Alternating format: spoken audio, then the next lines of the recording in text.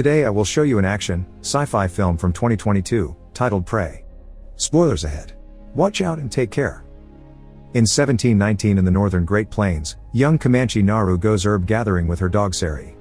But when nobody is looking, she takes the chance to leave the group behind in order to practice her axe throwing against a tree. There, she notices some paw prints on the ground and follows them to find a white-tailed deer that she decides to hunt. The idea is to sneak around and surprise attack, but the sound of a rumble in the sky scares the animal away. Naru and Sarii follow it, and Naru throws her axe at it, but she fails and the axe ends up stuck on a tree instead. While she recovers it, Sarii keeps going and accidentally gets his tail caught in a bear trap. Forgetting about the deer, Naru rushes to rescue her dog and take care of his tail with some healing herbs. She also inspects the trap because she's never seen something like this before, but she's interrupted by the sky rumbling again. When she looks up, she sees a mysterious shape falling, and she believes it to be the legendary Thunderbird. Believing this is a sign to finally initiate her rite of passage, Naru goes to see her brother Taabe to ask him to take her with his party next time he goes hunting, and while he's skeptical, he accepts. Then, Naru goes back to the tribe to drop off the herbs she's gathered. While getting some medicine ready for the chief, Naru's mother Aruka wonders why her daughter must hunt when she's great at many other things, so Naru explains it's because they all think she can't. Meanwhile, it's revealed that the rumble from the sky actually belongs to a spaceship that drops an alien known as Predator on Earth. He's strong and fast, and his technology comes with camouflage that makes him invisible, plus heat vision goggles. Back to Naru, she returns to the forest to pick up some orange flowers her mother needs and keeps some for herself in her bag. When she returns to the tribe, she learns a mountain lion has taken one of their men and a hunting party is leaving to find them. Naru follows them, intending to join them, but some of the men don't want her there because she wasn't trained to hunt like them. Taabe comes in her defense, explaining she's good at tracking and medicine, so she's allowed to join them because she may be useful. Predator is in the area too, busy killing a snake. Following the tracks left by the mountain lion, the hunting party eventually finds their wounded friend Paake.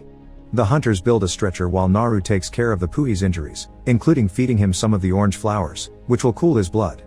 Now the party is ready to take Paake back, but Taabe stays behind to find the mountain lion. Naru wants to stay with him because she thinks there's something else besides the lion. It doesn't make sense for Paake to be alive, meaning something dangerous must have scared the lion away. Taabe turns her down though, and makes her leave. At first, Naru walks away with the party as her brother told her to, but she stops when she notices some weird things around her, paw prints too big to be a bear's, a carefully skinned snake, and blood on the top of a tree. She wants to warn Taabe, so the party sends Paake with her for safety while the others go back to their tribe.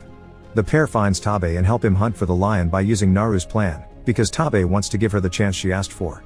While Taabe lays down the bait, Naru and Paake climb a tree to wait for the lion, and the meeting comes sooner than expected. The lion jumps high enough to push Paake off the tree and kill him, then it jumps on a branch to go after Naru. She slowly steps back as she tries to defend herself with a spear, but suddenly, she gets distracted by the rumble in the sky again. This gives the lion the chance to come after her, throwing her off the tree and knocking her out.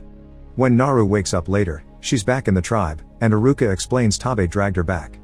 Paake has survived thanks to her medicine too, so Aruka thinks Naru should perhaps dedicate her life to medicine instead of hunting. Their conversation is interrupted when Taabe returns with the lion's body, an achievement for which he's honored by the chieftain. Naru is still sure there's something more dangerous in the woods and wants to go after it, but Taabe doesn't let her. She's already tried hunting and failed, it was all him who brought the lion back. The next morning, Naru decides to disobey and go after the mysterious presence with only Sarii as company. Through the forest, she keeps finding more proof of this unknown creature, like green blood on trees and more of those huge paw prints. Predator is indeed not far away from there, this time hunting a wolf in order to get its skull, which he cleans to use it as a mask. Naru on the other hand, isn't as lucky with her hunts.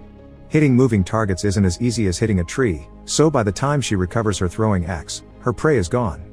Fortunately, she comes up with an idea. She ties some vines to make a rope that she then ties to the axe, allowing her to throw it and instantly get it back without losing time. This finally lets her hunt a bunch of rabbits to feed herself and the dog. After lots of walking, Naru comes across a herd of skinned bison with some bullets on the ground around them. However, she doesn't know what bullets are and thinks the strange creature did this. When she leaves the area, she accidentally steps into quicksand. Thankfully, she still has her axe with her, so she throws it at a tree and once it manages to get properly stuck, she uses the rope to pull herself out. Meanwhile, Predator comes across the bison too, which warns him there are dangerous hunters in the area. Back to Naru, after washing up in the river, she comes across a grizzly bear that she intends to hunt.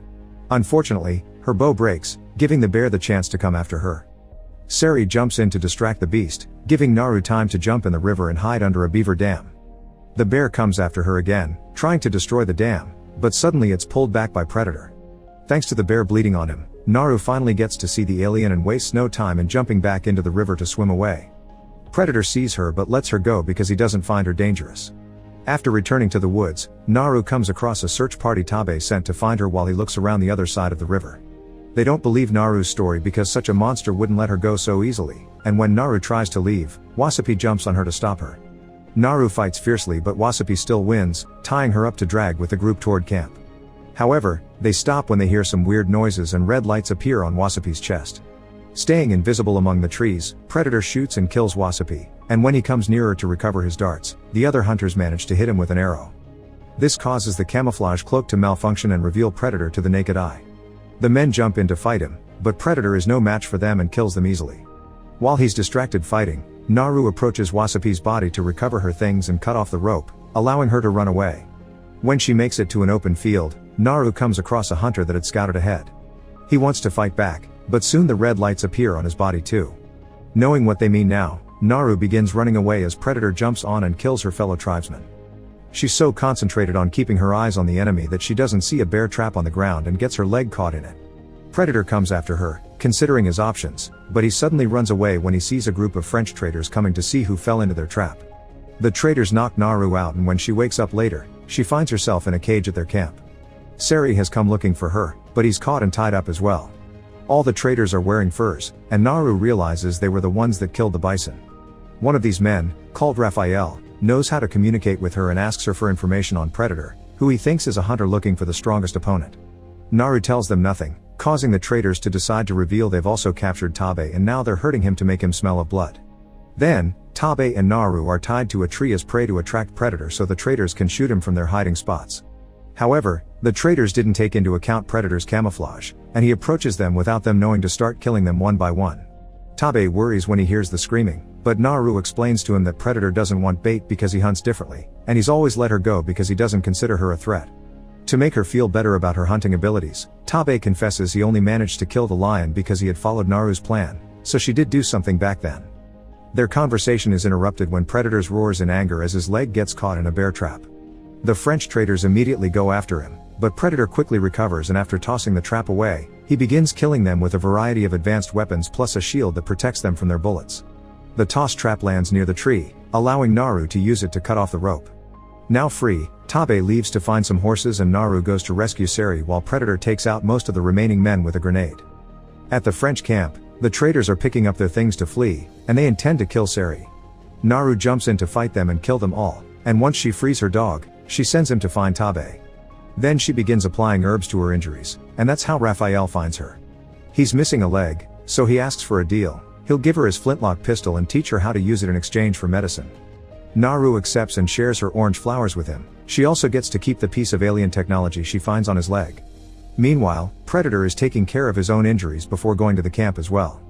Naru hears him coming and quickly hides while Raphael pretends to be dead.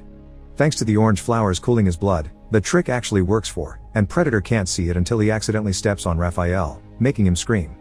Predator quickly kills him as Sarii shows up to attack, but before the dog can be shot, Taabe shows up too, riding a horse.